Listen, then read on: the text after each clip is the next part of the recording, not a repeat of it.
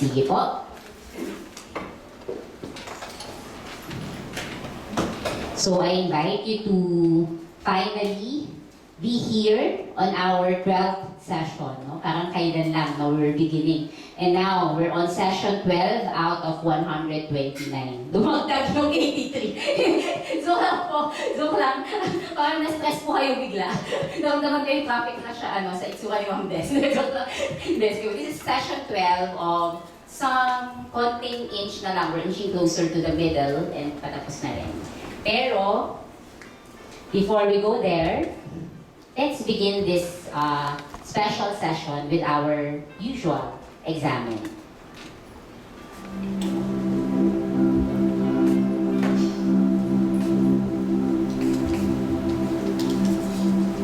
So, I invite you to sit down comfortably.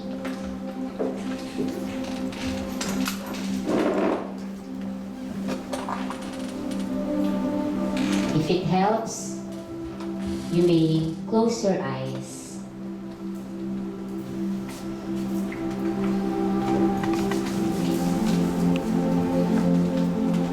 And slowly begin to set aside the thoughts of the day.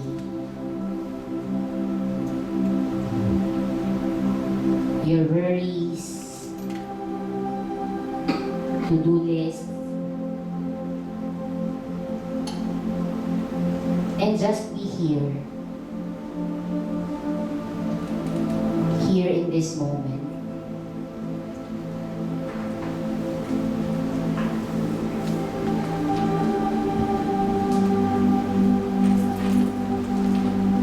In this examen, we will reflect upon our learnings on the life of Saint Ignatius, a session that we had last week.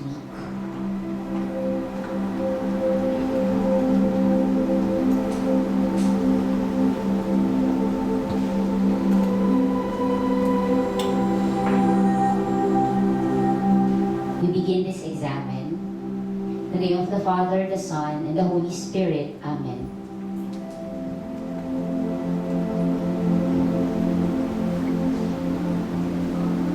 We begin by asking for the grace to see God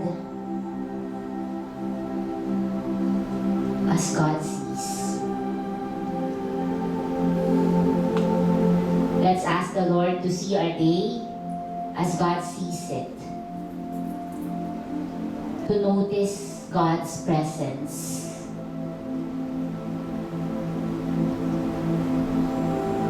And to be attuned to the movements in our hearts.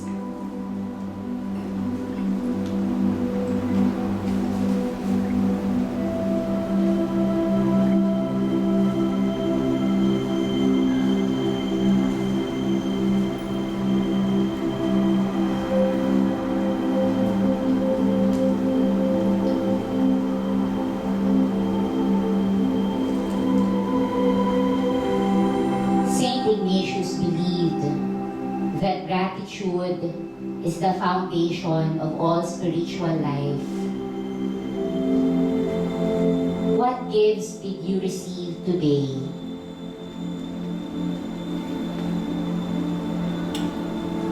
What moment of grace, however small, filled you?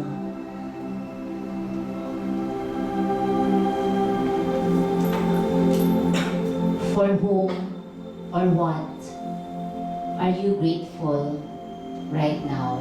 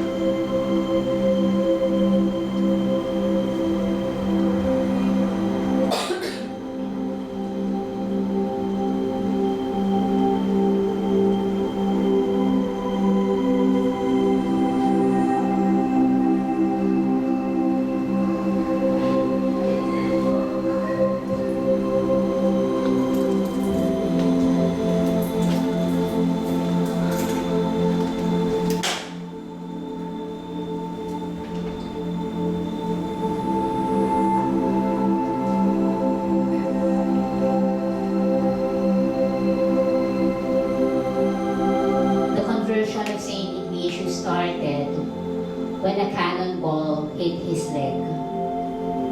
An unexpected distraction that cracked his heart open.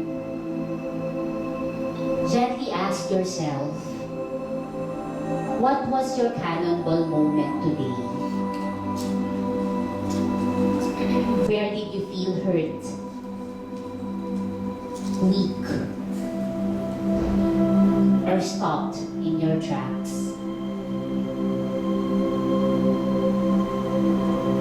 Did any hardship today open up your heart to God in a new way?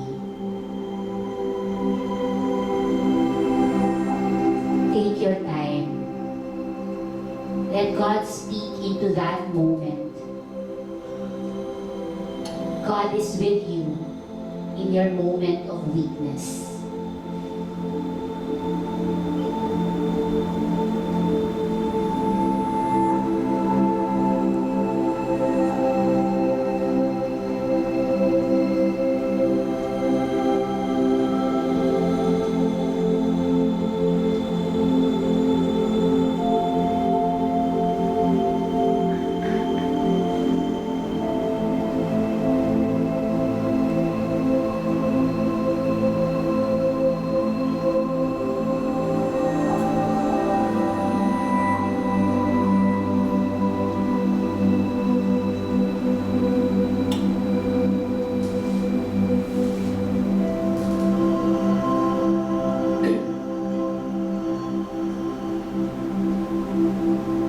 While Saint Ignatius was recovering from his injuries, he noticed that worldly fantasies started to bore him. And thoughts of God started giving him peace. Where did you feel drawn towards life, peace, purpose, or goodness today?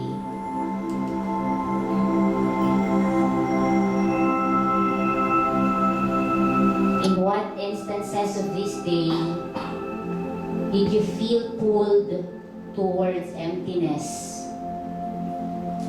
selfishness, or distraction?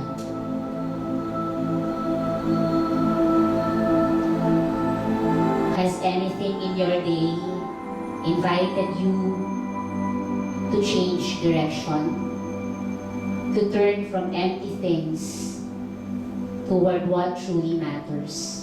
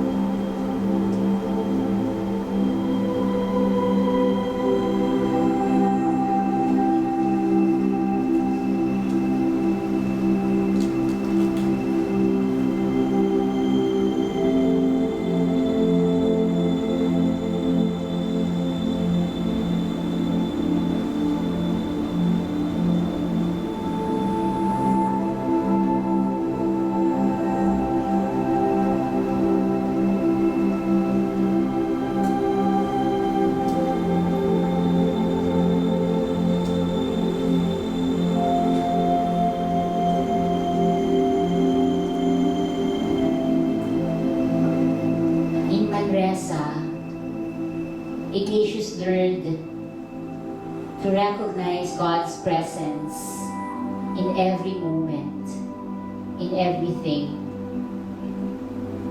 As you look back to your day, where did you sense God's presence? In joy, beauty, conversation, silence? Where did you experience desolation, unrest, confusion, distance from God?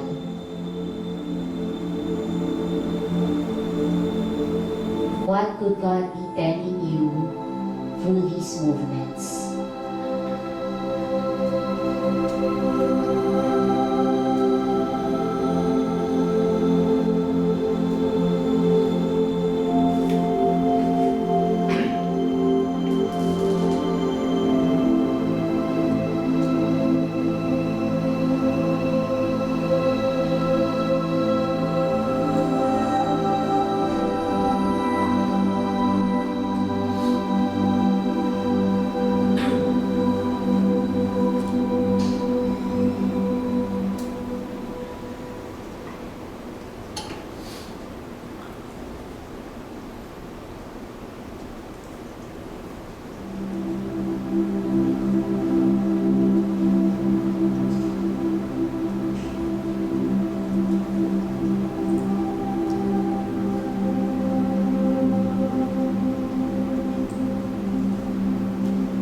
conversion of Saint Ignatius led him outward to save souls. His prayers always moved him towards mission. How did you love today? In what moments were you generous? When were you withholding?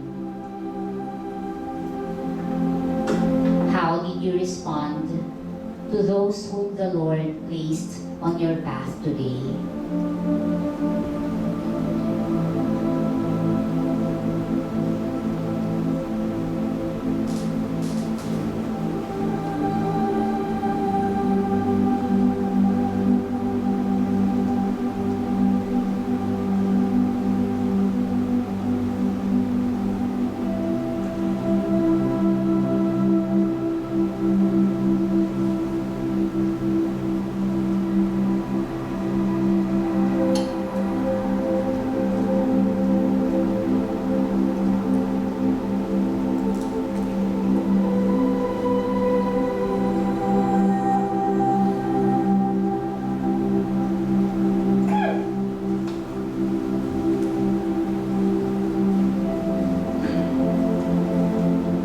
Ignatius always ended his examen by entrusting tomorrow to God. What do you desire for tomorrow? Where do you need God's help?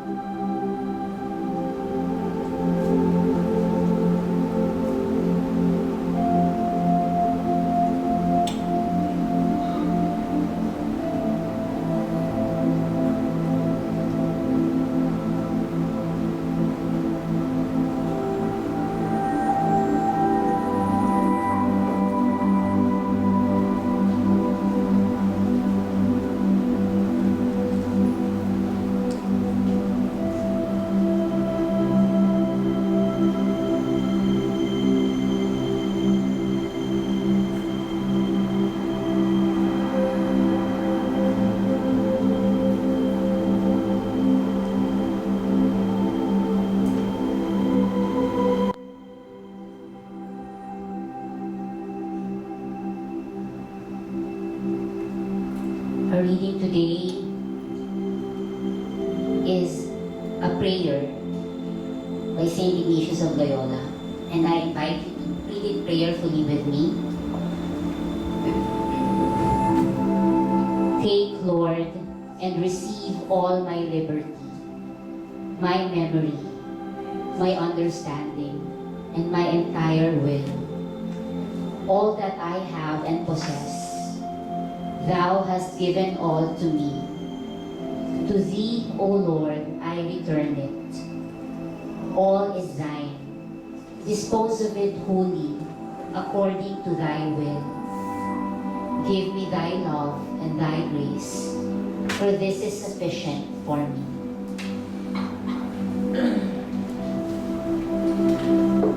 Glory be to the Father, to the Son, and to the Holy Spirit, as it was in the beginning, is now, and will be forever. Amen. In the name of the Father, the Son, and the Holy Spirit. Hello po. Magandang gabi po muli. Ayan, welcome po sa ating ikalabing-dalawang sesyon. Pasasalamat po dahil tayo ay nagkaroon na ng pagkakataon to be with each other on site matapos ang ilang linggo rin na online at special po yung session natin na ito at bilang panimula po ulit kaugtong ng ating way of proceeding dito sa F3. Ayan, kumustahan siyempre. And for the kumustahan po, ayun yung mga kumusta. The question is, siguro lang po, one word, just fill it with one word. And when you do, pass the mic to the person next to you. Ganon na. Sige po. So ano ba ito? Okay. All I want for Christmas is one word. All I want. Last session po we asked, ano yung gusto mo para sa iyong sarili ngayong panahon ng Adbyento. Medyo mag-move forward po tayo. Ayan, tayo ay magpo-ponder forward. Sa panahon ng Kapaskuhan, ano naman yung gusto mo para sa iyong sarili? Or pwede naman sa iyong sarili. All I want for Christmas is blank. I'll pass it to someone whose birthday falls on... Ay, grabe yung hindi humihinga. December? May December po ba dito? Wala. December ka na lang for dito.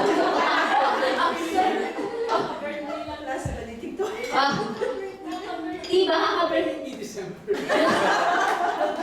November, ano ka ba, sir? Wala ka. Nung last session? November, ano? Last week. Tuesday? Hindi nga. I'm better.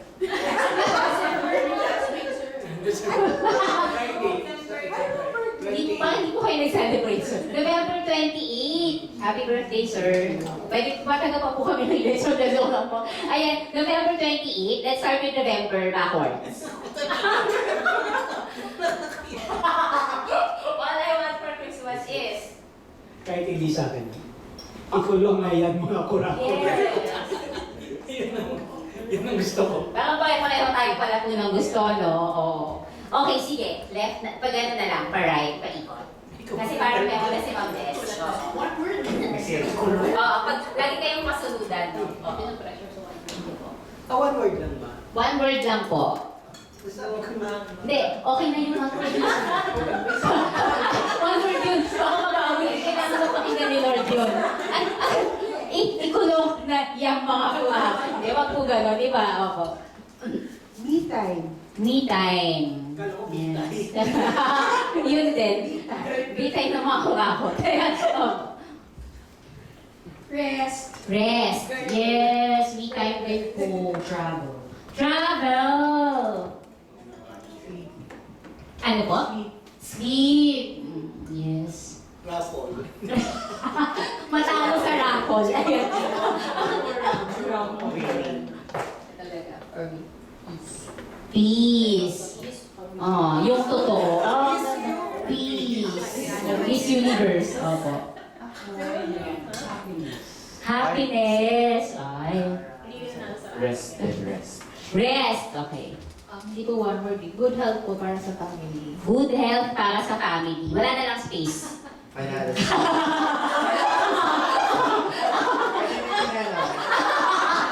Okay, si Doc Joy pa. Si Doc Ikulong ang mga kurakot. Yeah. We begin with that and we end with that. Oo. Oo. Sana nga po makulong na silang lahat. Ayan. At paibalik na yung mga kinurakot nila. Hey! Sige po. Maraming salamat po. At sana po, kung ano man po yung mga kahilingan natin sa Pasko ay matupad, no? Sa panahon ng Panginoon, no? Ayan. Sige po. Tayo po ay magpatuloy. Ayan. Kaunting paalala lamang po ano tungkol sa ating Baguio weekend. January 9 to 11. Actually, 10 to 11 lang. Kaso babiyahe po tayo ng 9 ng gabi. Opo. Ano nangyayari? Ano po? Oh, ito po mga detalye na ito ay nasa Google Form na pinadala sa inyo. Ito na po. Ito na po. Okay. So, ayan po. So, ito po ay gaganapin ng 9 to 11 ng January, Friday 8 p.m. to Sunday 8 p.m. Please be ready po to travel by land, no? Ng gabi, no? Assembly place po natin ito sa Pollock Center at alis po tayo ng mga alas 8 ng gabi. Ayan. Pagkatapos po, tayo po ay babalik dito ng mga alis tayo na bago ng mga after lunch, pagkakain po, no? So mga 8 o'clock po yung dating natin dito ng Sunday. Usual po ma-traffic po talaga yung Sunday eh. So let's expect po na mga 8 o'clock. Huwag po kayo mag-alala dahil hindi naman po kayo gugutumin ni Ram. Ay, hindi gugutumin ni Ram. Ayan. So, I hope okay lang po and we will communicate na lang po the final. Ayan, sige. So, yung further details, so we'll just announce via email kung okay lang po. It's also in the Google form that we shared you. We'll also share po details in the Viber. Okay lang po. Sige po. Tapos we also announced po no, na December 16 will be a gathering initially po last Tuesday no. baka po we have to cancel that in recognition of the fact that ang dami po sa inyo na yung mga engagement na no, for this month, for the coming days. And so we will reschedule to January 27. We kindly request you to block that day po. It's Tuesday also, January 27, 5 to 8 p.m. Okay? Sige po. And, okay, let me do this. May question po? Yes po, Doc Joy.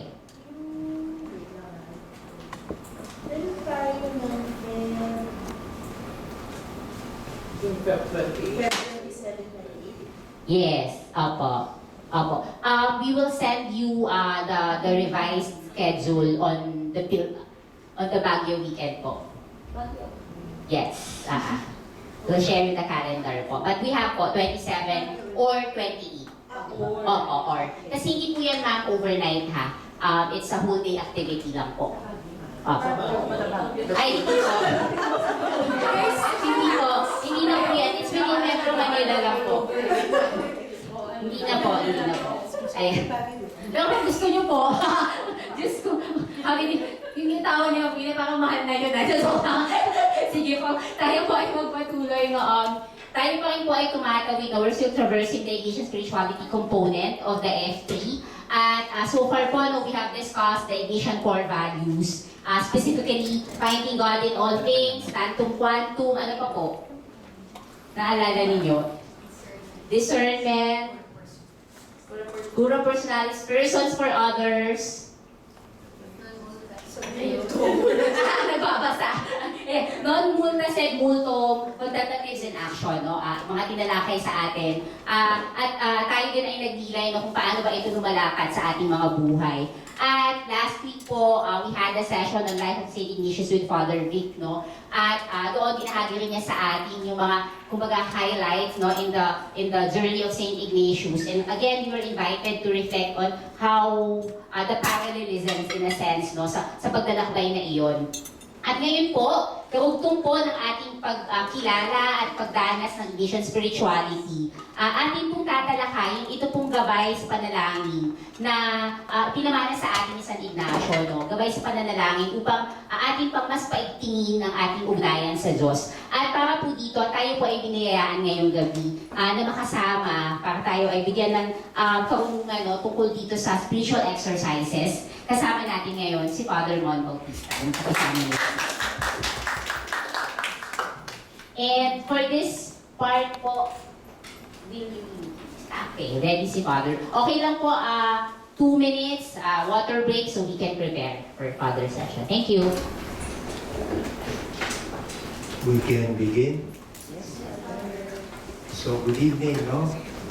I will talk about the spiritual exercises, no? This is a course in itself. In Loyola School of Theology, I taught for some years Ignatian spirituality. And of course, part of Ignatian spirituality is the spiritual exercises. And there are primary sources for St. Ignatius, no? Una-una would be, thank you, would be the spiritual exercises. The second would be the constitutions. The third would be the autobiography, yung sinulat ng autobiography, but dictated, no? Then also the spiritual journal, and finally the more than 3,700 letters, no? So if we want to know more about Ignatian spirituality, we go to the sources. No?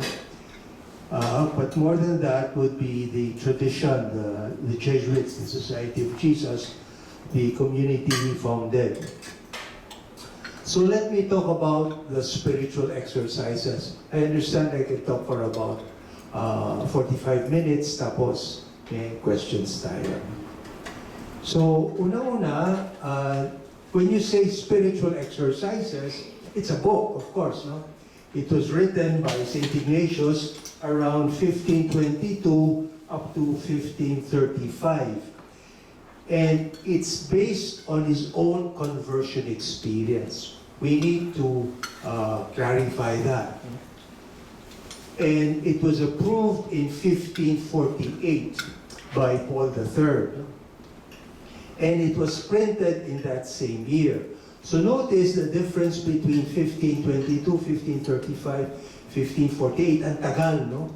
He did not want it to be printed right away. Why? Because he was so afraid it might fall into the wrong hands. Kasi it's a pastoral text. No? And it's done in a pastoral context. You don't read the exercises. No? And it's meant not only for the retreat, it's meant not for the retreatant, but it's meant for the spiritual guide, for the director, no? The giver of the exercises. So when you say spiritual exercises, it's a pastoral text primarily for the spiritual director or guide. And it has to be prayerfully experienced and undergone in a pastoral context, which we call Ignatian retreat. So, when you say spiritual exercises, it's based on St. Ignatius' own core conversion experience, primarily in Loyola, then moving to Montserrat, and from Montserrat, moving to Manresa. Why did he go right after Loyola to Montserrat? Naumpisan siya. He made the general confession. He went to Montserrat not so much as a pilgrim, but more as a penitent, no? Because he underwent radical conversion in Loyola, went to Montserrat, and after Montserrat, as we know, he ended up in Manresa. No? So Ignatius' thinking when he started writing the spiritual exercises is this. No? This experience of conversion helped me. So I will write it down. I will note it down, hoping that what I write down, what I underwent, the spiritual religious experience I underwent, will also help others. So in other words, what happened to Ignatius in terms of spiritual religious experience, hopefully will also happen to the exercitant. And that's what happens when we go through the Ignatian retreat. Ignatius, as we know, kanina pinag-usapan yung cannonball experience, he had 3 disorders. Kaya nga, disordered attachment. So, what were his disorders? First, he was disordered in gambling. In fact, some commentators would say he was addiction. He was addicted to gambling. He was an addict in gambling. Second, he had this disorder in dueling and fighting. Kaya napreso siya for a while when he was young. And third, he was disordered in dealing with women. That is a decent way of putting it. In other words, he was a womanizer. He was a gambler, he was a basagulero, and he was a womanizer, babaero. These were his disorders prior to the cannonball experience. And that is why it's important for us to have that background. Then, slowly, the conversion experience in Loyola happened. He was there for about 9 months. No? We're familiar with the story in Loyola. No? And so, we have that book of the spiritual exercises. And this is the background. No?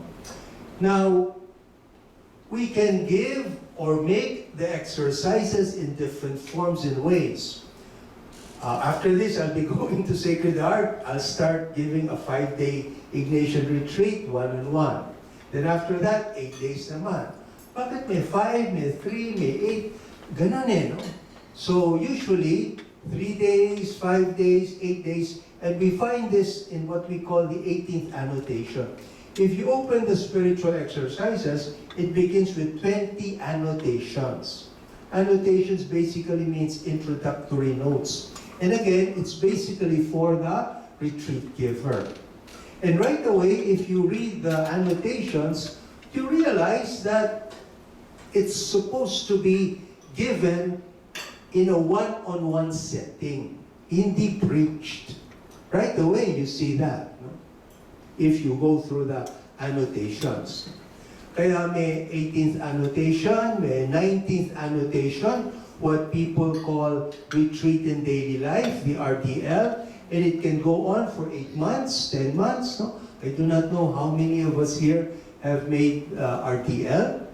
Meron na? Ayun. So, how long? 6 months? 8 months? 6 months. So. And you're required to pray for 1 hour and a half each day. I don't know if that was the requirement. Kasi mahirap yun, no? 1 hour and a half every day. And you're supposed to see your spiritual director or directress once every 2 weeks. So, that's one form of the spiritual exercises, RDL, Retreat in Daily Life. And it's based on what we call the 19th annotation. The full 30-day exercises is called the 20th annotation. Kasi it's number 20 in the book. No? So, it's the most authentic, most original way, and we can call most Ignatian. Kasi most of the elements in the spiritual exercises are present and alive when we gave the 30-day retreat. Katatapos ko lang magbigay ng 30-day retreat. No? The whole November I was in Sacred Heart. I gave a 30-day retreat to 5 young Jesuit priests. No? And yun, no? Buhay na buhay ang Espiritu Santo. Now, we have to realize that spiritual conversion, that the spiritual exercises is a book on spiritual conversion. And it often begins with a change of perspective.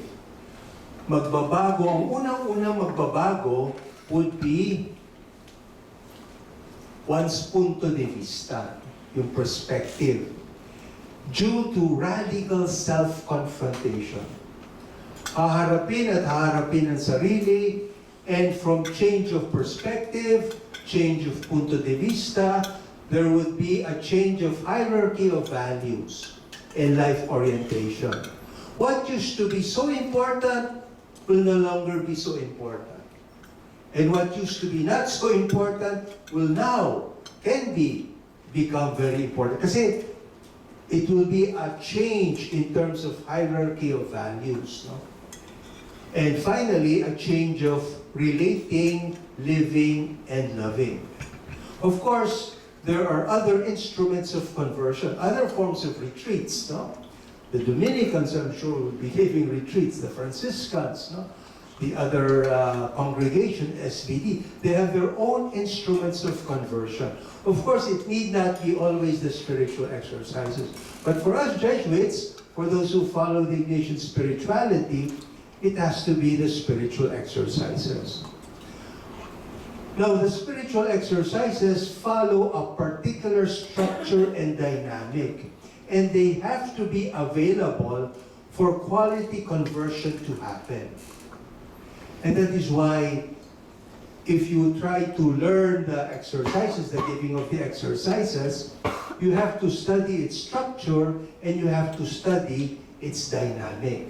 Kasi, precisely, it's a spiritual religious experience. No? And this was what happened to St. Ignatius, no? In Loyola, moving to Montserrat and Manresa. And that's why, if you look at his experience, it will follow a dynamic, a particular flow and orientation, moving from change of perspective, change of values, and change of way of relating, living, and loving. So, the spiritual exercises are so structured and designed to lead the retreatant to some quality conversion. Now, we need to ask, what makes an Ignatian retreat an Ignatian retreat? Kasi many times we call it Ignatian and yet it's not Ignatian. or less Ignatian. That's why there's this article, more original, more authentic Ignatian retreat. Why call it more Ignatian? Why call it more authentic, more original? Is there a less original? Yes. That's why we need to be sensitive to the elements of our retreats. What makes an Ignatian retreat Ignatian retreat? The more elements that are present and operative in that retreat, the more hopefully effective and powerful it would be. But the less elements, the less effective. And we need to be sensitive to these elements. So for example, what makes an Ignatian retreat an Ignatian retreat? Following especially the full 30-day retreat. The retreatants cutting off. No? Kasi ang dami nag-retreat, dala-dala yung cellphone. Wala, sira kagad. Sira kagad yung retreat. No? If we want to follow the original, the more authentic way of giving the retreat. And the person will be immersed in silence. That's why many times, ang hirap magbigay ng retreat na ang maingay. They're quiet during prayer time, but after prayer time, nag-uusap na. Again, this is less authentic, less original.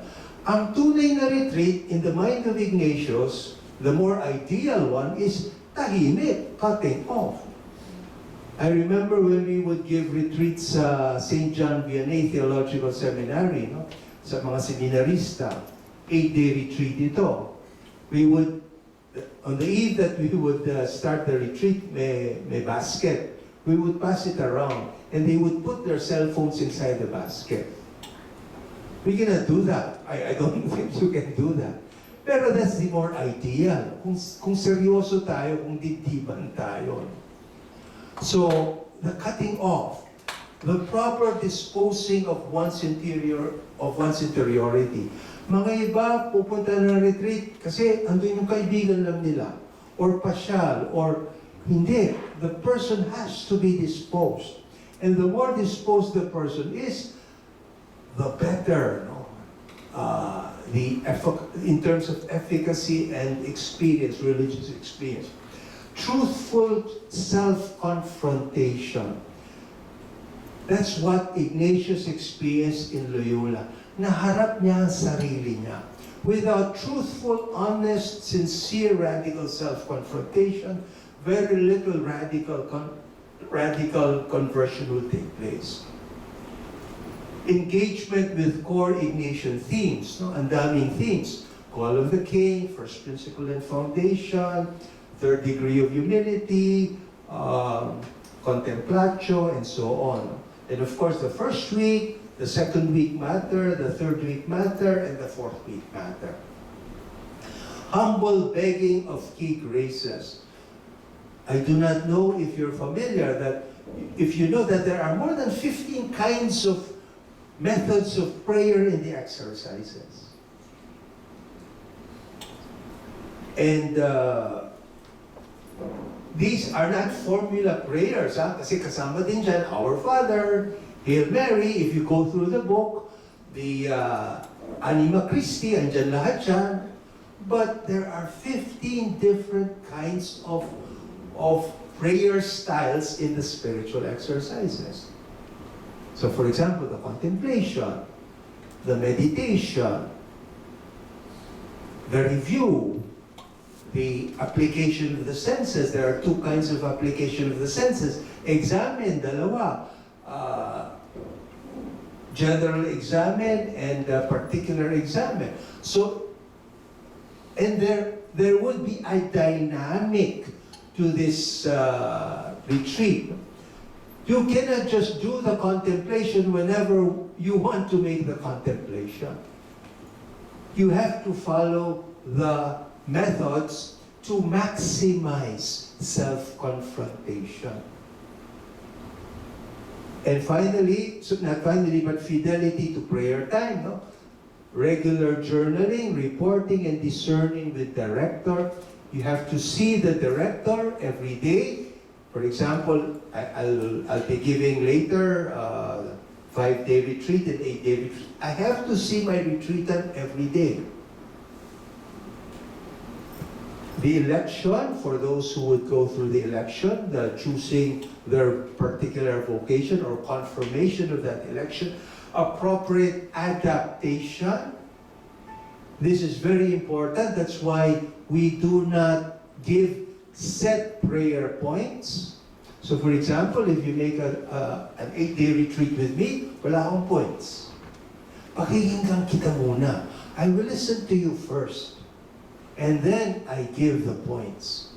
Adapted, tailor-fit to your experience. Because we do not go and make a retreat empty-handed. We bring so many experiences with us.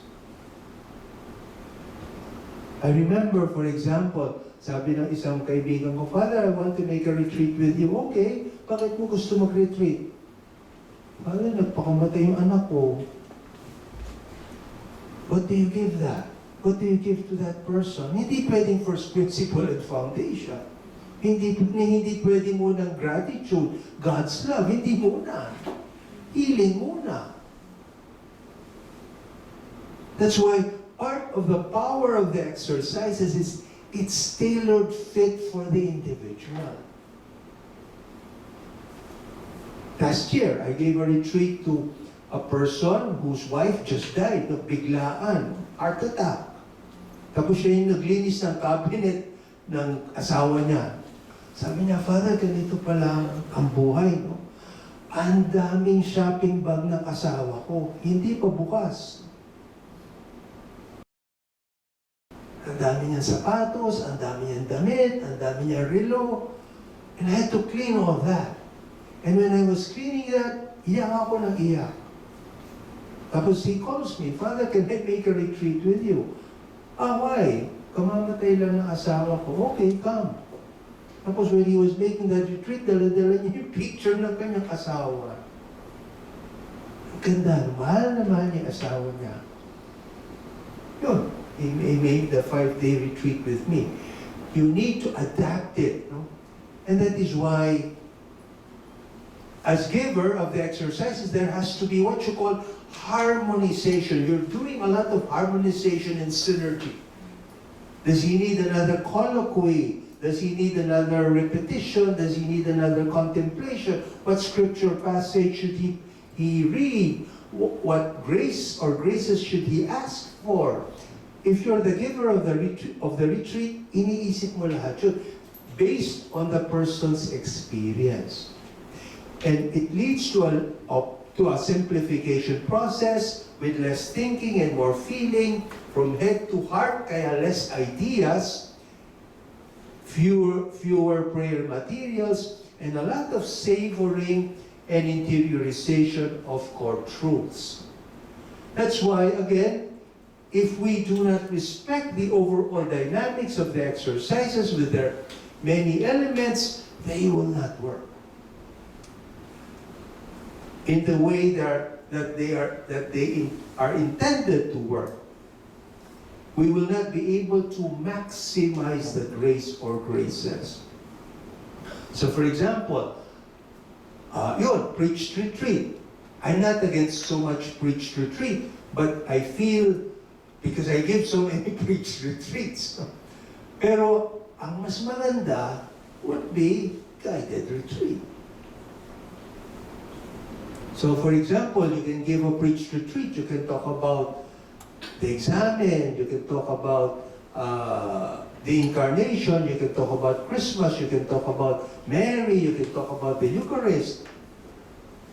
But if my retreatant is going through some personal painful experiences, sayang.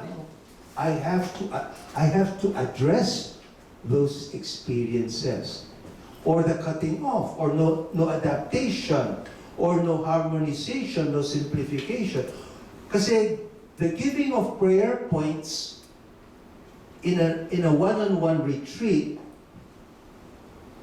it's not the same as making the Stations of the Cross. Oh, tapos na ang principle and foundation. Let's move to God's unconditional loving. O, tapos na God's unconditional loving. Let's go to sin. Hindi ganon. That's why I have to listen. I have to see, nakukuha ba yung grasya? Nakukuha ba yung biyaya? Does my retreatant move on? Does my retreatant stay? He stays or she stays because she's able still to draw more fruit, or was not able to draw fruit. And the more we are faithful to this dynamic and flow, the more effective they will become. The spiritual exercises, with its structure and dynamics, kasi 4 weeks na yan, so much part of the power and effectiveness of the exercises, sometimes called the Ignatian Retreat, is its facility to help one via grace get in touch with one's true self. Kasi bawat tao, bawat isa sa atin dito, may tinatawag na true self at may tinatawag na false self. Thomas Merton would use these terms, true self, false self. Theologically speaking, there is such a thing as the graced self. I was told that some of you follow the PSI module. Sa PSI module, Psycho-Spiritual Integration, may Christic self, may pneumatic self. Pneuma, no? Spirit. So the Father, Son, Holy Spirit indwell in each of us. So that's the graced self. But also a part of us is the sinful self. So may more authentic self, and yet meron din less authentic self in the same person. To use the language of St. Paul, may new man and old man. Or new woman, old woman. So, when Ignatius had this cannonball experience, what was dominant was the false self. Precisely his 3 disorders: gambling, womanizing, fighting, basugulero, ambition, magpayaman, magpagwapo. That was his old self. That was his false self. But slowly, because of self-confrontation, because of silence, because of reflection, he was able to get in touch with his true self. Slowly, it emerged. And that is why it's so important when making or giving the spiritual exercises to check, is this true self or false self? The rich young man, we're all familiar with the rich young man. He started with, Lord, what must I do to gain everlasting life? True self ba yun or false self? True self. Desiring everlasting life.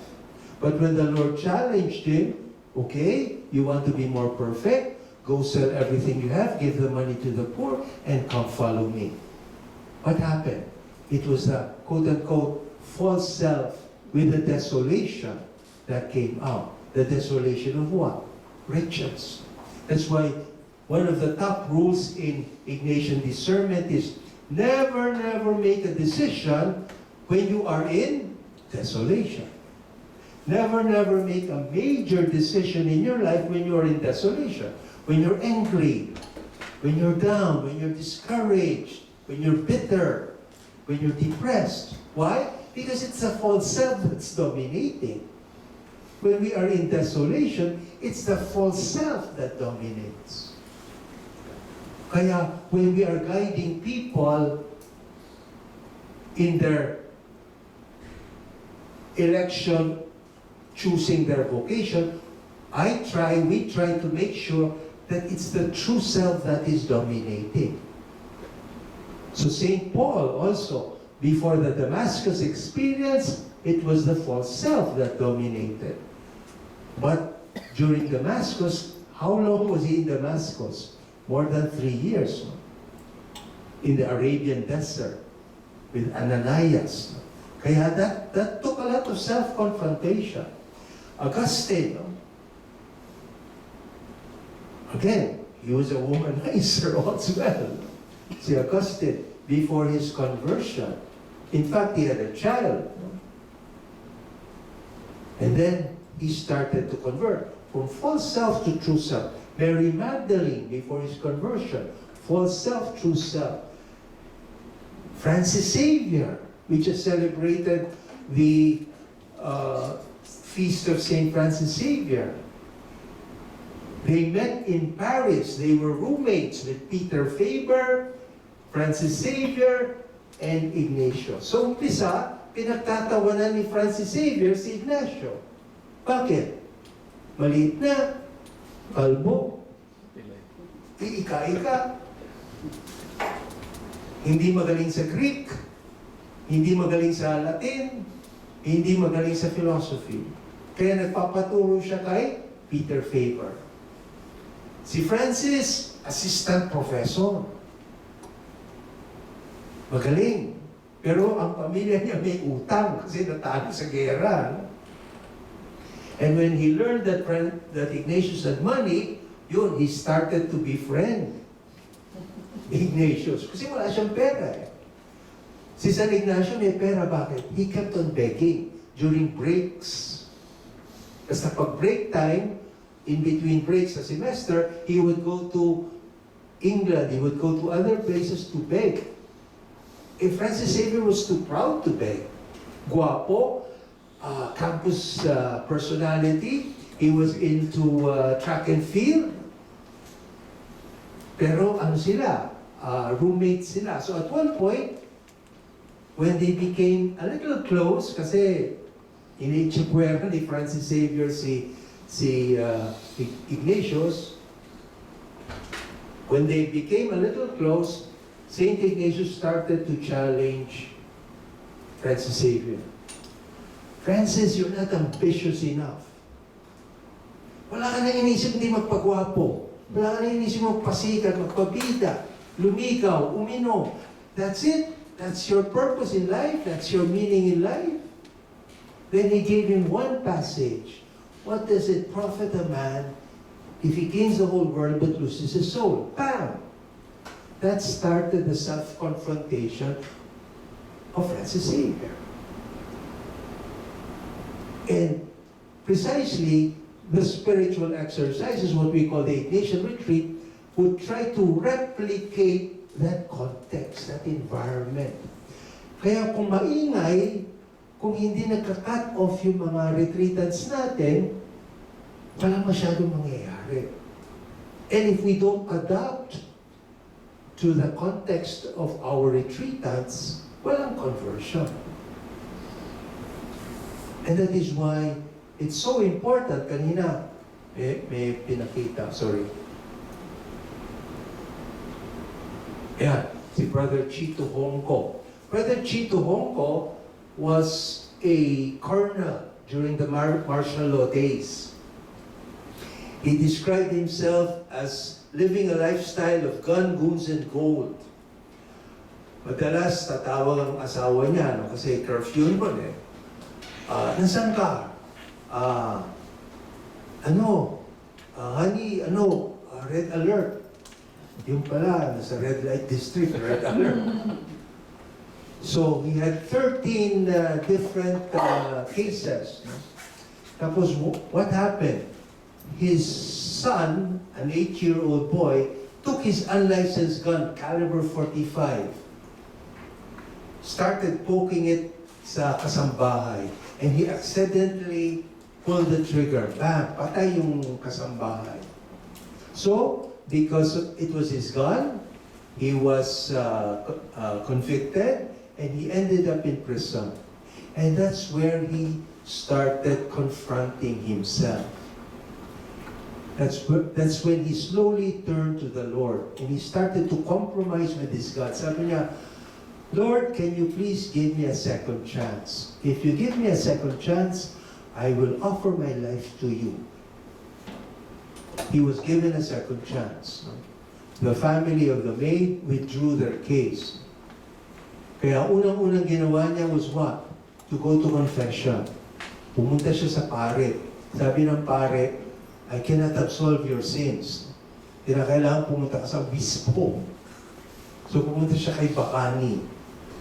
That's when Bacani absolved him and he became a servant leader of a charismatic community. So, you can Google him. Ang galing niya magsalita. No?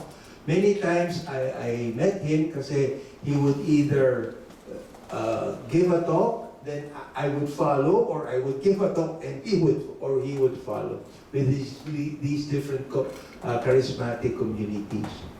But what enabled this conversion was radical self-confrontation. Naharap niya ang sarili niya. And this is the context precisely of the 30-day retreat. So, in Ignatius' time, only the first week was usually given. But we cannot just say just first week. Kasi sobra-sobra na ang first week. Especially for quote-unquote beginners in the spiritual life. Especially those of us who are dealing with our students, no? Tama-tama ang first week grace. Tama-tama ang first week experience. So, there's already much benefit in the first week if we faithfully follow the more original way of giving and making the exercises. Again, truthful self-confrontation, immersion in silence and stillness, then greater familiarity with spiritual direction, different styles of prayer. Kasi hopefully magko-contemplation yan, mag-meditation yan, magko-colloquy yan, mag-re-review yan, magre-repetition yan, mag-examine yan, and other methods of prayer. Hopefully, the retreatant will see the value of being transparent and vulnerable enough. And E is one of the key graces of the first week, greater understanding of one's graced history. One of the top graces of the first week is understanding oneself, understanding our story, clarifying our personality and our identity. At hindi lang self-knowledge, but also self-acceptance. Greater appreciation of who I am, what I am, my story, both my sorrowful mysteries and my joyful mysteries. And at one point, I can celebrate my uniqueness and giftedness.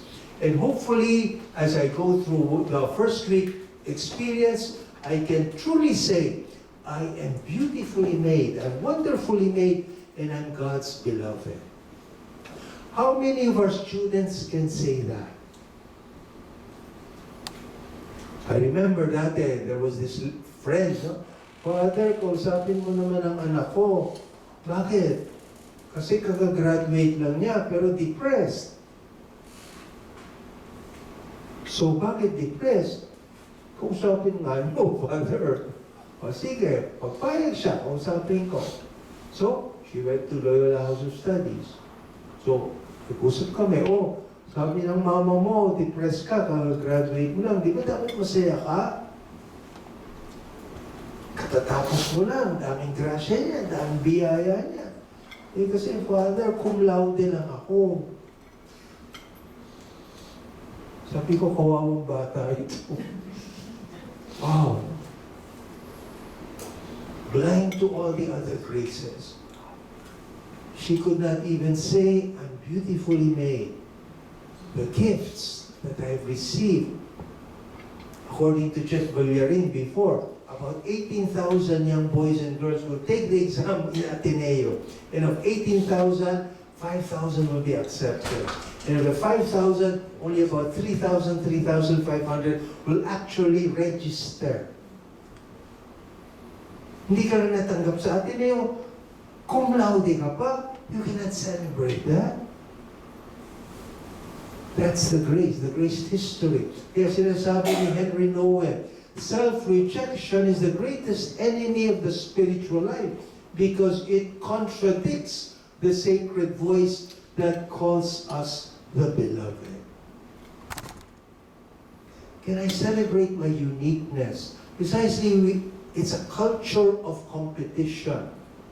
I have to. That's why part of our culture is we draw our value and worth and dignity and beauty from externals. I'm okay. Bakit? Mayaman ako eh. I'm okay. Bakit? I come from a rich family. I'm okay. Why? Because I achieve. I'm successful. I'm okay. Bakit? Kasi maganda ako and so on. No. E paano kung wala na yun?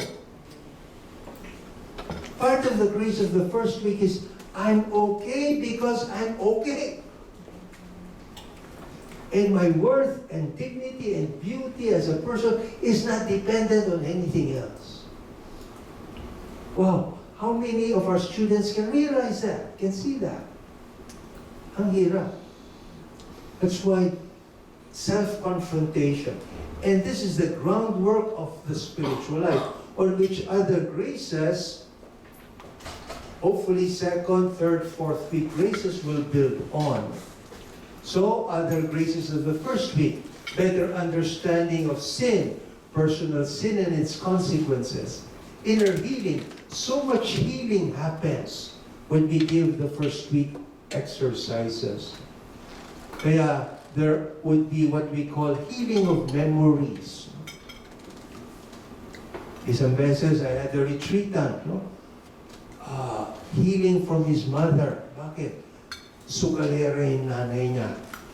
Umiinom, basta marinig niya yung nanay niya, nagagalit, at he does not want to face that chapter of his life. Sabi ko, hindi. We have to face that. If not, you'll never be healed. No? Kaya so much part of the exercise is what we call processed retreat. May processing na konti. Kaya kinakailangan may psycho-spiritual approach. No? Hindi lang puro dasal ng dasal. Of course, importante magdasal. That's why we need to read people's hearts, their consolations and desolations. So, may truthful images of God pa, more truthful view of who I am, what life is all about, which the first principle and foundation will present. Better understanding and appreciation of feeling. To say, when we make a guided retreat, there's so much introspection because you will have to report. And the language of the Ignatian retreat is what? It's a language of feelings. Dati-rati, meron akong retreat at madre. Sabi ko, oh, bakit ka umiiyak? Kaumpisa lang. Kasi Father, you mentioned Father. Naalala ko tatay ko. Nasaan ang tatay mo? Wala na, namatay na. You're still grieving, ha? Yun, I had to address that. Tapos meron din isang retreatant ko, no? Oh, kamusta ka na? Father, pagod ako. Anong klaseng pagod yan? Emotional tiredness, psychological tiredness, spiritual tiredness, physical tiredness, or all? Father, pagod na pagod ako. Pakiwari ko para ako sa basahan na butas-butas, na nilublog-lublog sa tubig at piniga-piga at tinapon sa isang sulok. Sabi ko, naku, pagod ka nga. That's the language of the spiritual exercises. I'm not the one experiencing tiredness. She is the one. So once she shares that with me, now I can address her experience. We've lost that many times. In giving retreats, we've lost that approach. That's why, oh, ano nangyari mo? Ano nangyari? Nag-retreat ako. Ba't walang pagbabago? Kasi walang self-confrontation. Walang addressing of emotions and experiences of consolations and desolation. The interiorization is not followed, especially quality interiorization of some of the most fundamental truths of our faith. So all these hopefully would lead to a well-ordering of one's life. yung not in order or out of order. Kasi, yun nga, in terms of hierarchy of values, in terms of top values, and hopefully lead a more Christ-like life orientation and having these primary graces for deeper conversion and spiritual maturity. And once the groundwork is there, hopefully other graces can build on this foundation. One of the most important lines in the spiritual exercises for me is annotation number 2. It says, "It is not many ideas that fills and satisfies the soul, but the relishing and tasting of certain truths." Yung ninanamnam. Ninanamnam. Because the more I savor, the more I relish a particular truth in the form of consolation, the more I begin to internalize the truth. The more I begin to interiorize the truth. Kaya different Jesuits say, for example, we become what we contemplate. Okay, Father George Aschenbrenner yan. If we contemplate Christ, if we contemplate the Gospels, we absorb the Christic values. Si Jean-Paul Desarthe, no? Sabi niya, we become what we choose. We are who we are because of the many choices we've made in our lives. Pero si San Ignacio, he did not say this word for word, but this is one of his key ideas. We become what we relish. We become what we interiorize. And Father Tony Di Mello took that and he reinterpreted it by saying, of what good is it to know the number of mangoes in your trees if you've never tasted one? Utak lang. Walang lasa. Walang tikim. Walang relish. Walang savor. Sure, I know my Christology, academic, no? But I've never encountered the Lord in prayer. I've never tasted His love. I've never met Him in prayer. Ano yun? Kaya, kanina, I heard that line, no? Non multa sed multum. Ano ibig sabihin nun? Not many, but much. The background of non multa sed multum, not many ideas, but much depth, yung lalim. Kasi when we make the spiritual exercises, we're given certain truths. Truths with regard to our faith. Isa-isa yan. Okay, let's begin with truth number 1. After a while, if the retreatant has internalized it, sige, truth number 2. Okay, handa na. After that, after some interiorization, after some internalization, okay, truth number 3.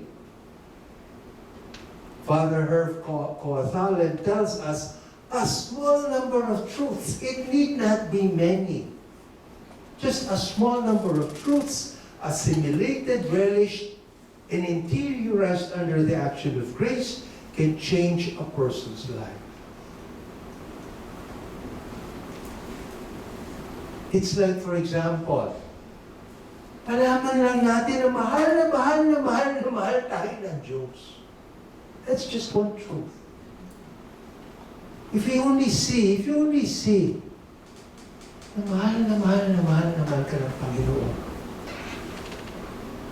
If you're able to interiorize that, if you're able to internalize it, that will change your life. Akala natin, naiintindihan natin pagmamahal niya. Narinig ko na yan, God's unconditional love. Hindi. Or just another truth, that there's such a thing as vocation. Kasi madalas, vocation na para sa mga pari lang yan, para sa mga matri lang yan, para sa mga seminarista lang yan, religious. No. That's why vocation is so much part of the exercises. Teacher ka, bukasyon mo yan.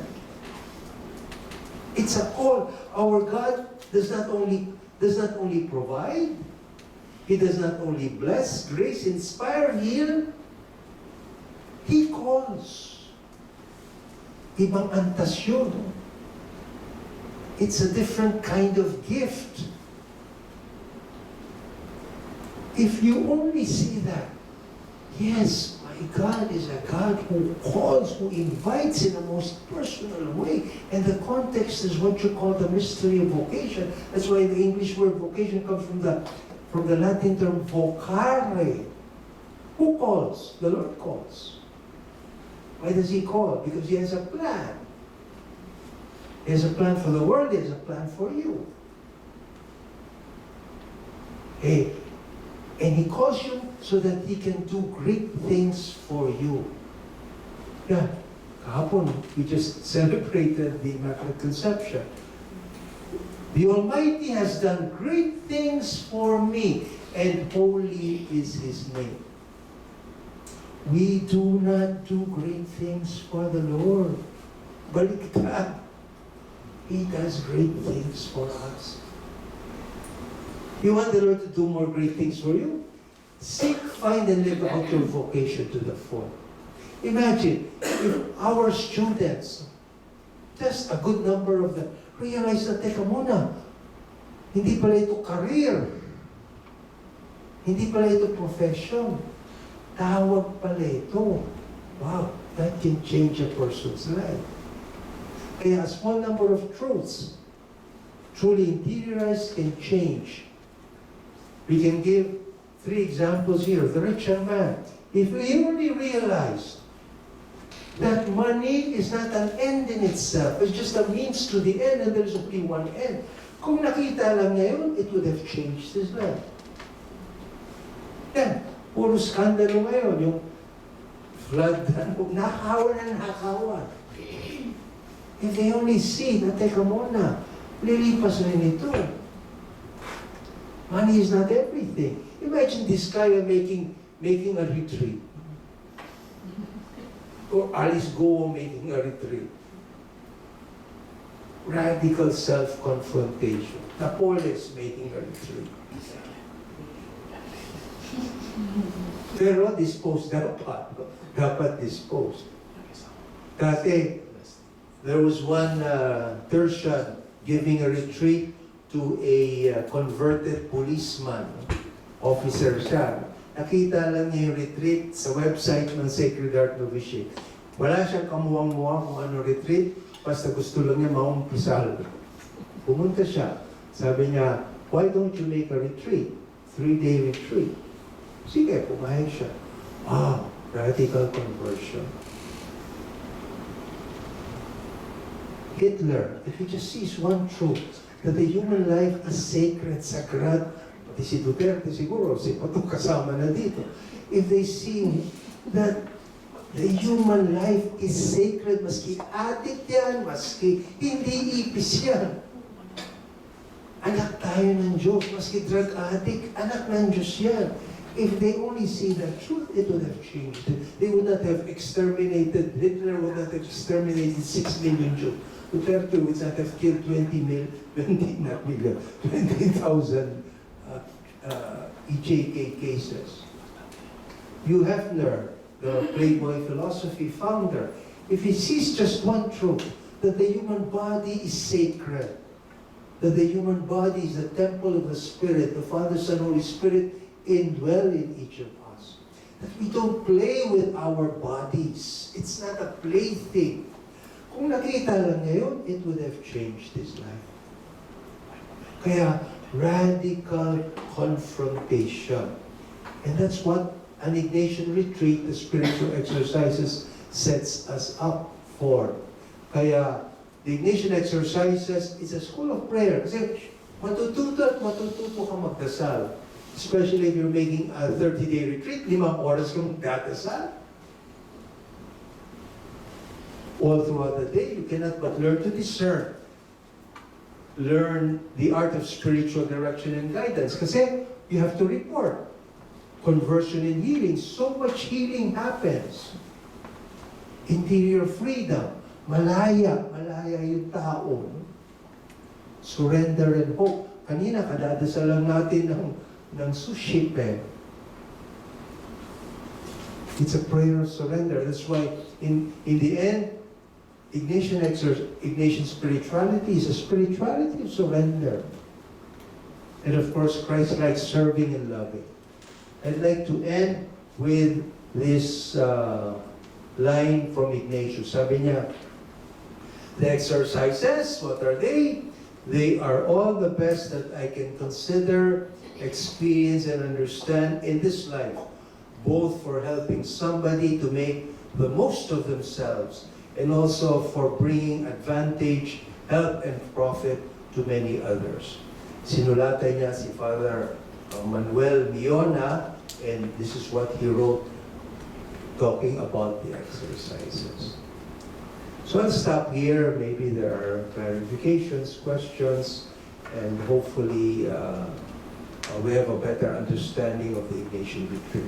I wrote this book some years back, 101 Questions on the Exercises. It's available if you want to get one. I have extra copies I can send later, but it's all on the exercises.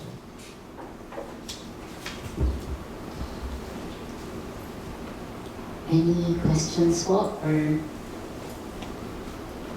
comments, insights drawn from the talk of Father Mon?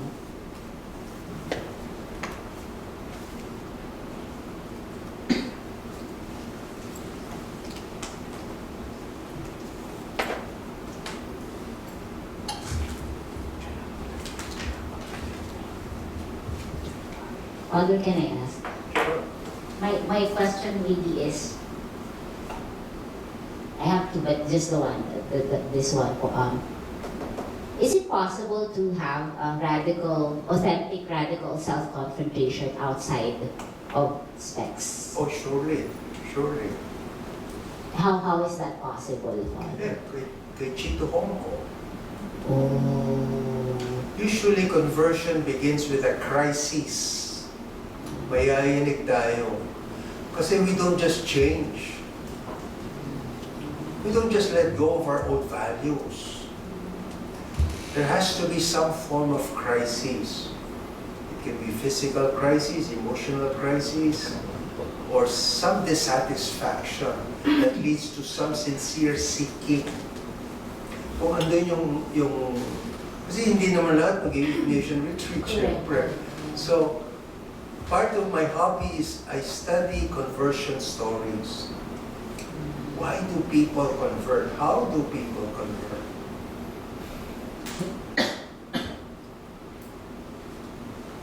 Many times you listen to Jesuit novices, kasi I took care of the novices for 12 years in Sacred Heart Novitiate. Pakikinggan mo yung kwento nila. Ang gaganda ng mga kwento nila. Si Father Tex Poro, he was already a medical doctor, a pulmonologist in New York. He had his own apartment, ang taas na sweldo niya, practice. He leaves that and goes to the novitiate to enter. So I challenged him. Sabi ko, Tex, are you sure you want to become a Jesuit priest? Kasi if you become a Jesuit priest, you let go of your medicine. Sure, you can still practice, but your medicine becomes number 2. Your Jesuit vocation becomes number 1. Sure, you can still practice, but you cannot practice in the way you want to practice. How did he convert? Self-confrontation. Sabi niya, hindi na ako masaya dito. Kaya, examine is a radical form. If we just do the examine every day, grabe ang self-confrontation dyan. That's why, am I open? Am I humble? What's preventing me from a radical self-confrontation? The prodigal son story, the prodigal father, nagutom siya. That's how the self-confrontation started. Kung hindi siya nagutom, wala self-confrontation. Wait, sabi niya, here I am starving. He wanted to eat what the pigs were eating, but he was not even given that. And he said, teka muna, servants, they're eating so well in my father's home, I will go back. That was part of the self-confrontation. Kaya, nag-practice pa siya, di ba? Father, I have sinned against God and against you. Treat me like any of your servants. Pinakinggan ba siya ng ama niya? Hindi. Quick, give him the finest robe, shoes on his feet, ring on his finger, and kill the fatted calf. So, that's why self-confrontation can happen many times. Prayer, silence, kaya silence is a friend of conversion.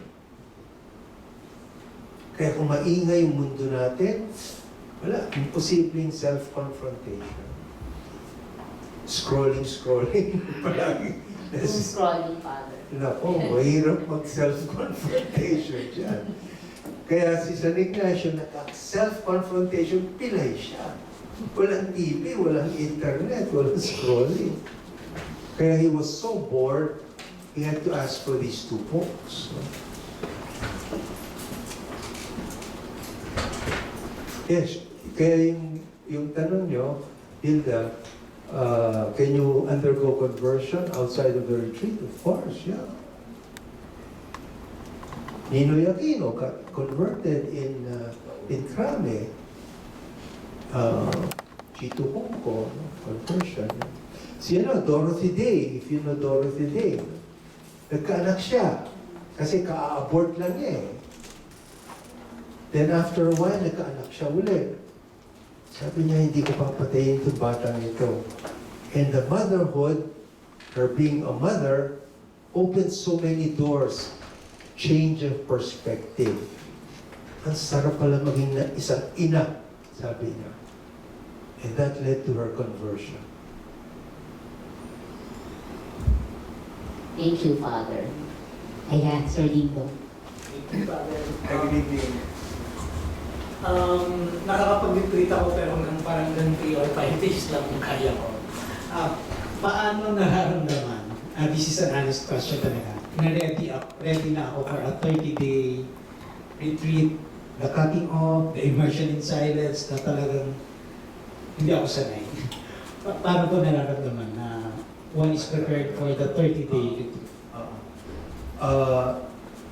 If you feel you can pray for 5 hours a day, if you have the language, the facility, if you have a general understanding of the different methods of prayer, alam mo contemplation, alam mo colloquy, alam mo 3 powers of the soul, alam mo yung first, second, third method of prayer.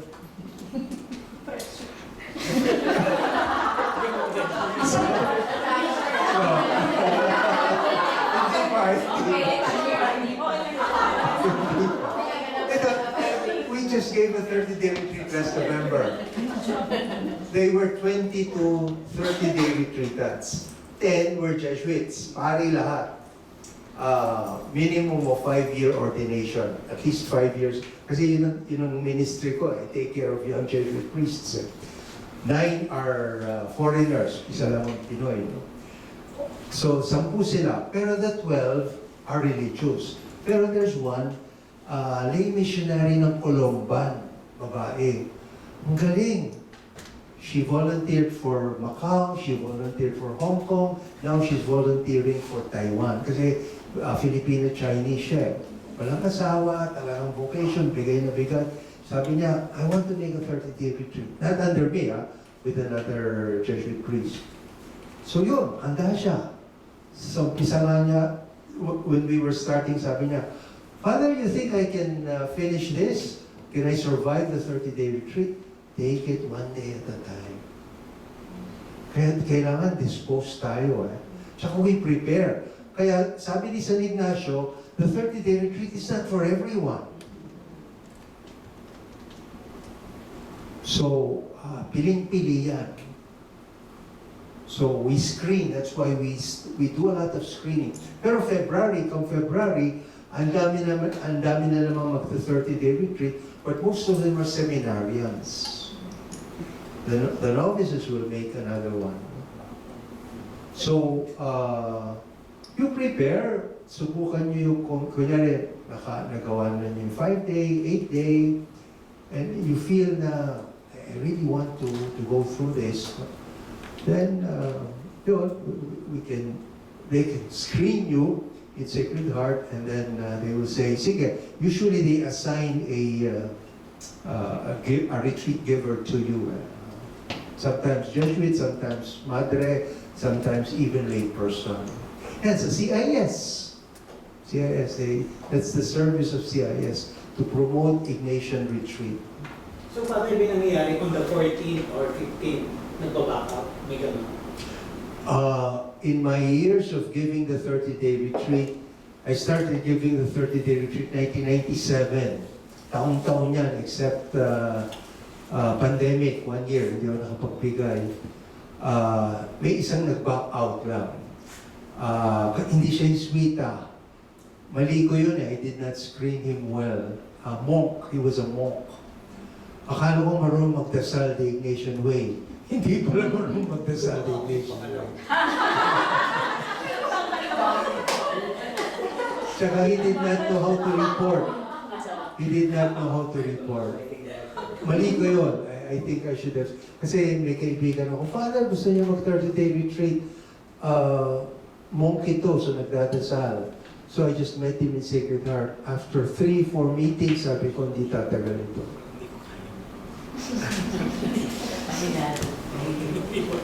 Oh. Tsaka may mga nagbe-breakdown, ha? May mga nagbe-nervous breakdowns sa 30-day retreat. That's why part of the screening is not only their capacity to pray, but their inner resources. Kasi their defenses break down. In a 30-day retreat immersion, the emotional, psychological, andito yun, I have it discussed here. In a 30-day retreat, our defenses break down. And many times, we're forced to confront the very realities we don't want to confront. And many times, we don't have the inner resources. So what happens?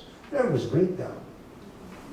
And it's no secret that a good number have gone through a breakdown. That's why dapat may sufficient psychological inner resources. Tsaka yun ang trabaho ng guide. Makikita niya if the person is running away or not. Hindi. Imbis na tumakbo, you give matter precisely for the retreatant to confront that aspect which he or she is running away from. Pag hindi, walang healing. Walang self-possession. Hindi ko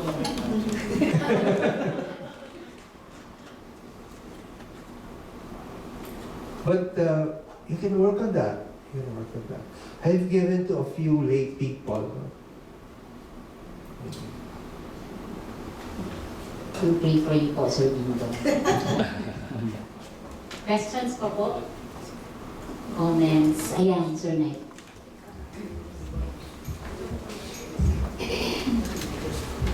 Good evening, Father. I'm Nigel from Senior High Campus Ministry.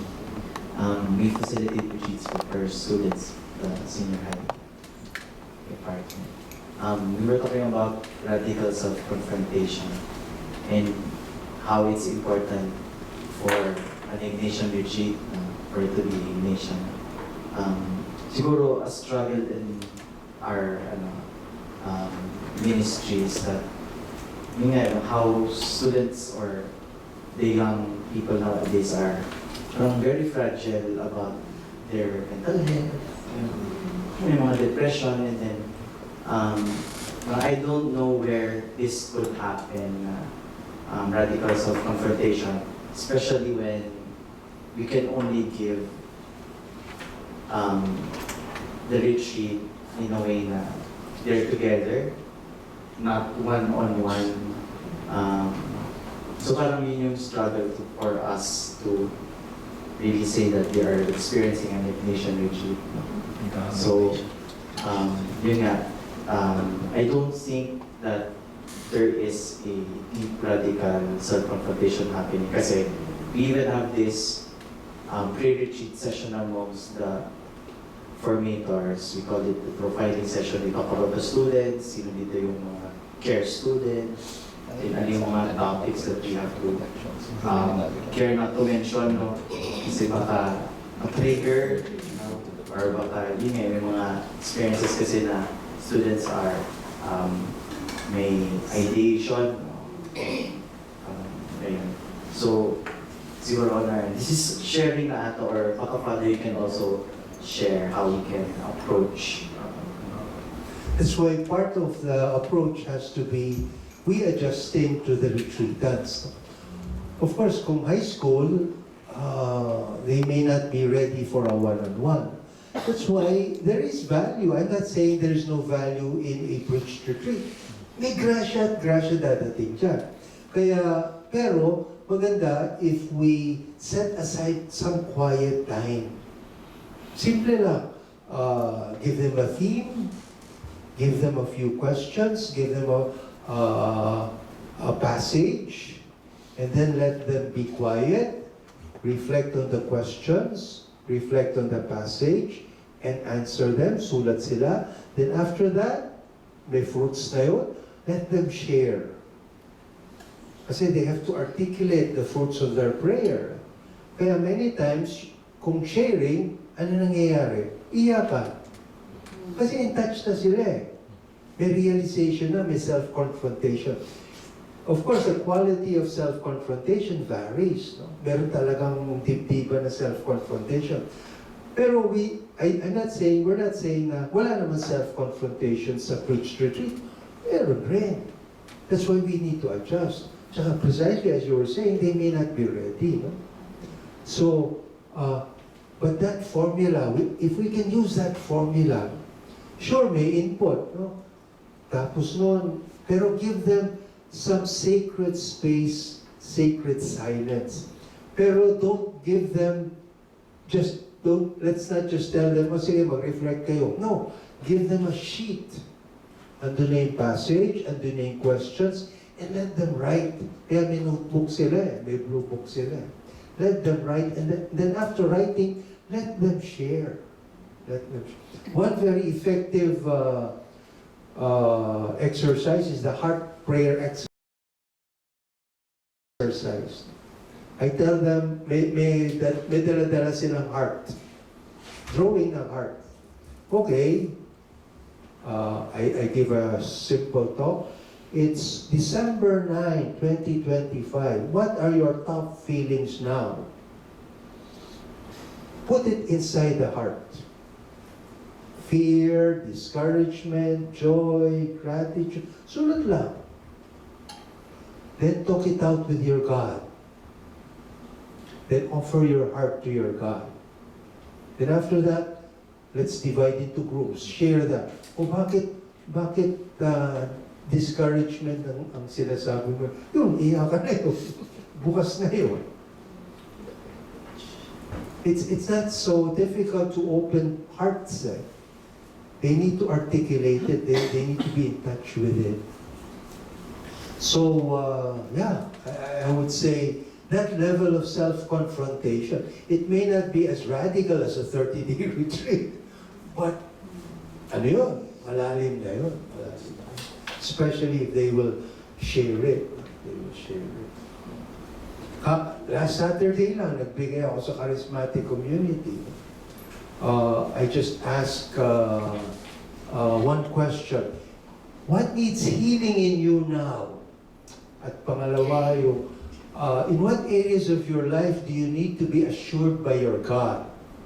Just those two questions. Pinasulat ko sila, nag-expose kami sa Blessed Sacrament. These are lay people, ha? Morning lang yun. We started at 9 and we ended at 1. When they divided themselves into groups, iyakan na.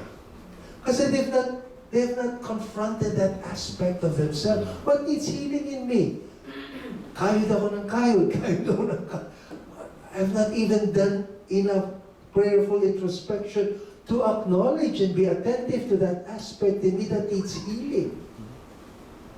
Nagtatampo pala ako sa asawa ko. Nagtatampo pala ako sa anak ko.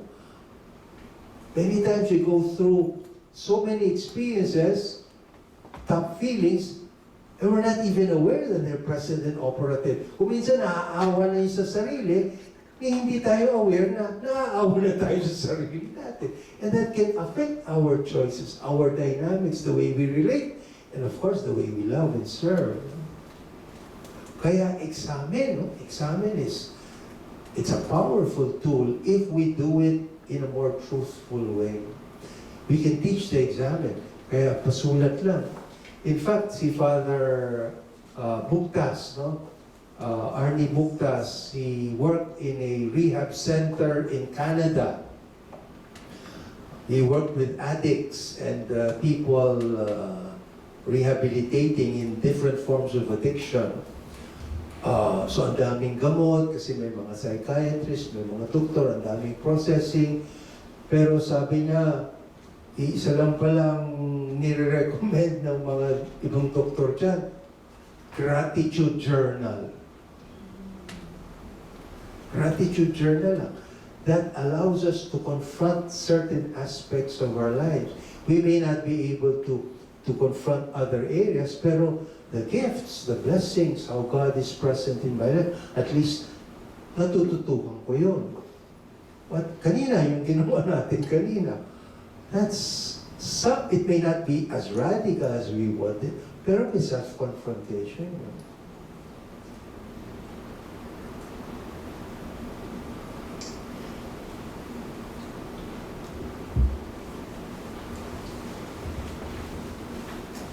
Any more pahabol, question,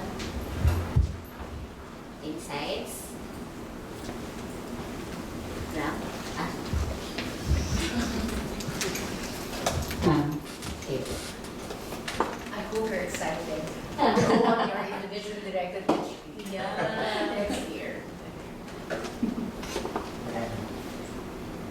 Kung wala na po, ating pong pasalamatan. Maraming salamat po, Father Mon. For your wisdom and insights, no, as regards the spiritual exercises. At wala po dito, marami tayong pwedeng masalimsim, ano po. And so, dadaan po ako sa likod ng TV at nandito po ako ulit. Tayo po ay, again, no, magkakaroon ng pagdidilay tungkol po dun sa mga naibahaging punto ni Father Mon.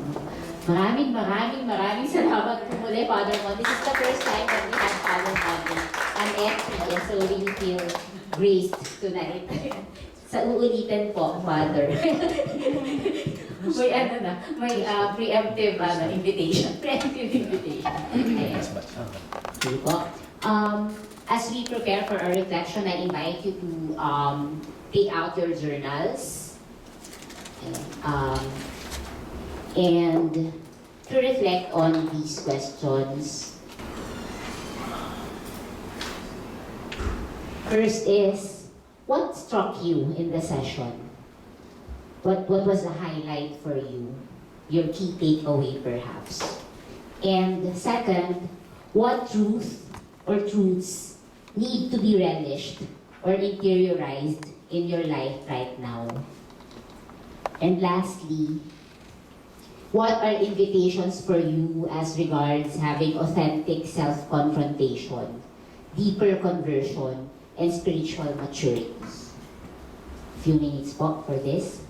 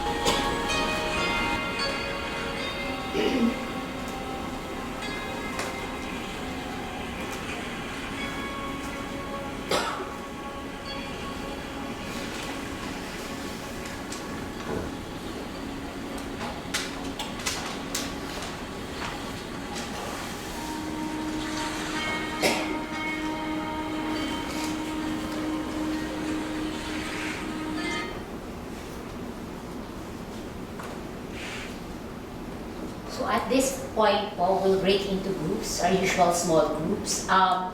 The group of Roslyn, who's usually on the second floor, kung okay lang, dito na lang po sa ISO room. So the group assigned here will stay here on this corner, and then Roslyn group on the other end po. Okay. Then the rest po in your usual venues. Thank you po. Sige po. Tayo po ay magsara. Siguro just one quick check out po, no? In one word, what is your key takeaway from this session? Sige po. Let's begin here. One word. One word lang. Pwede naman po walang space. Sige. Okay. Sa akin po, journey. Journey. Okay. Skip mo na. Skip. Okay. Journey na. Okay. Shaking. Shaking. Hindi shakies, shaking. Shaking. As in, okay. Shaking. Love. Love. Loved. Loved. Wow. Pass. Okay, sige po. Take your time. Beloved. Beloved. Confrontation. Confrontation, yes. Retreat.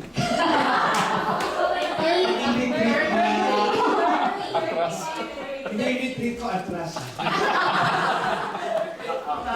Hindi ko talaga. Okay po. Relative truth. Relative truth. Oh. Ano yun, Ram? Magpapa-explain ka ba kayo? Okay na. Sige. Sige po, balikan natin sa survey. Affirm. Affirmed. Okay, affirmed. Last but not least.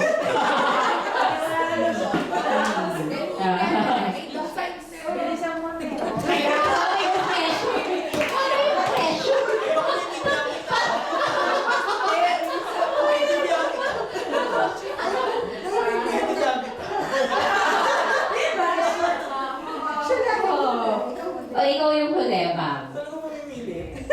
Malalim. Malalim. So, tinulit talaga ng malalim. Because, maybe we're repeating because we sort of resonate, no, with the takeaways. And so, I invite you to really take this home with you. No, siguro marami pang paanyaya para palalimin pa kung ano man po yung ating natutuhan ngayong gabi at naramdaman ngayong gabi, no po. And so, we end this night with a prayer.